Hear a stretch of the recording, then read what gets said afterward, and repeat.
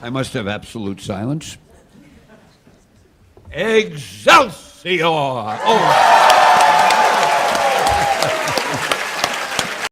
Greetings and salutations, geekophiles, and welcome to Excelsior, March the 1st, 2017.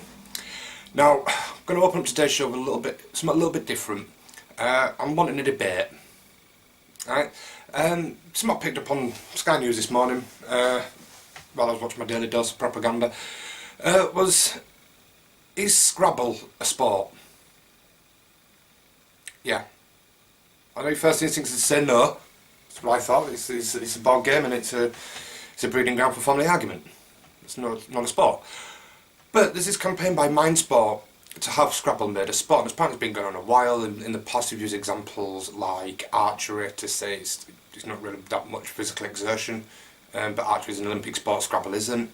They're arguing that exercising the mind is a muscle, therefore it's physical exertion. So they're ticking the boxes for sport. I think it's just more of a cultural thing where we recognise it as such. The reason I'm bringing it up today is because they hold an interesting point on esports. Now, League of Legends, Dota 2 are the biggest esports about. Rocket League is picking up, Smite. There's loads of different esports going on at the moment. But are they sports, or does the fact they have the letter E in front of them negate them from it? Is League of Legends on the same playing field as football? And if so, does that make Scrabble the same? I'm not sure, because as soon as I brought League of Legends into this, it was kind of like, Me personally, I think it's a syntax error. Kind of like League of Legends isn't a sport. That's why it's called e-sport, because it's an electronic sport. It's competitive, but it's a game, but it's not a sport.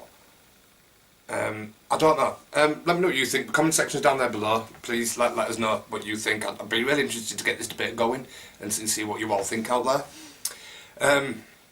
But moving on to proper geek news rather than some weird argumentative philosophical bullshit. Boy, did we get treated today. Down at the bottom. Just 2 trailers dropped today. Go look at them. It's alright, I'll wait. Go on. I've got my phone, I'll wait. You go watch them. Yeah. You watch them? How fucking good are they? First I want to talk about Alien Covenant. Been a bit wary about this one because, I don't know, we all love aliens, but it's like every man and his dog knows what he wants from aliens except people who write the fucking thing. I hope Prometheus was going to take us back into that world, but I kind of failed to do so. Alien Covenant, look, Jesus Christ, it looks amazing. I like how, just everything about it, the setting, the tone, the xenomorph just headbutting the cockpit windscreen looked fantastic. The facehugger's personality is that. It looked like I was back in my childhood again. It's like back to the originals.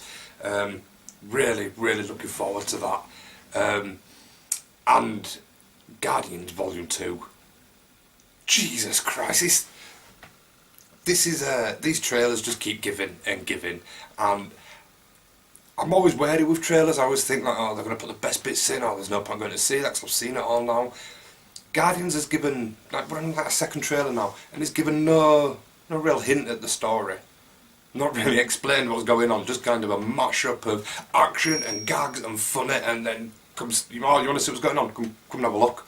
You have to come see it, you want to see what's going on. I love the way it's like proper old school trailerish, like just fun, gags, violence. Yeah, come have a look. I love the fact that, and I'm gonna dive into an argument that's not even happened yet. I'm gonna dive in early. On the last trailer, there was arguments that feminists were arguing online that Gamora was being put into the corner, quiet little woman, given no dialogue.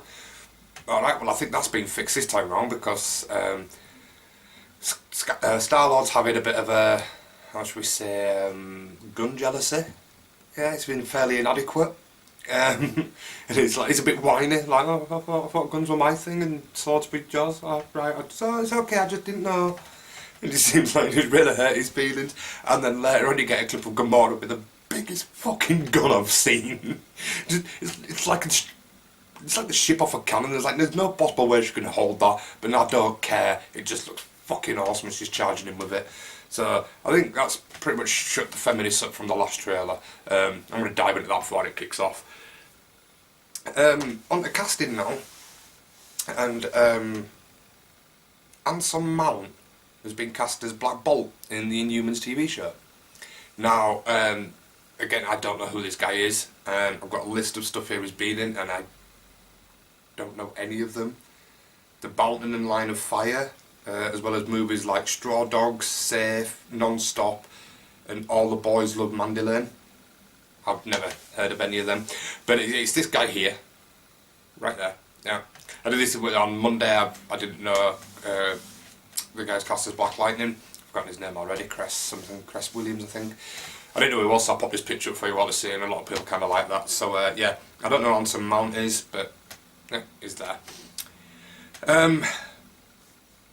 We've got some news on the CW Mega crossover for next year. It seems that fans have been listened to. They've announced that they've already begun planning on the CW Mega crossover, and it will include more Supergirl. Now, what I mean by that is Supergirl came over to play in the Earth 1 universe. But at the beginning, the Mega crossover all started with Supergirl this year, and at the beginning, the only thing we got really was a 20-second clip at the end in Supergirl's apartment. What they've come out and said is for that is that when they did the planning and schedule, they didn't know Supergirl was going to be a CW show. So they planned the Mega Cross event already, and the filming days and what they call dark days, where they just shut all the sets down to get everybody in. But because Supergirl was at the CW show at the planning phase, it wasn't included in those dark days. So they didn't have one for the Supergirl set. Hence, they kind of tacked a little scene at the end. So this time, the promise is this time, it's going to be a lot more Supergirl. And in that, they don't mean Melissa Benoit Supergirl. They mean Wynn, Maggie, Alex, John Doe, all that lot. I think they're going to have a lot more. They're going to be more in the Supergirl universe. Possibly even some of the Earth won't go over to her universe.